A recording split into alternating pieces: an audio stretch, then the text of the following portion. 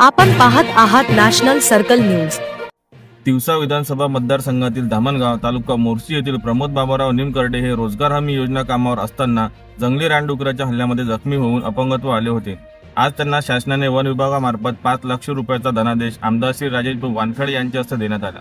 यावेळी भाजपाचे जिल्हा उपाध्यक्ष तथा विधानसभा संयोजक प्रदीप भाऊ गौरखेडे, श्री प्रशांत भाऊ रहाणे, श्री संजय भाऊ तट्टे, माजी पंचायत समिती सदस्य जयाताई कळसकर, सरपंच सुनील अडायके, उपसरपंच पुरुषोत्तम कळसकर, विजय राऊत, विनायक वैराडे, बूथ प्रमुख सतीश ढाकुलकर, आरएफओ अमोल चौधरी, ग्रामसेवक गेटाम, ग्रामपंचायत सदस्य व इतर गावकरी मंडळी उपस्थित होती।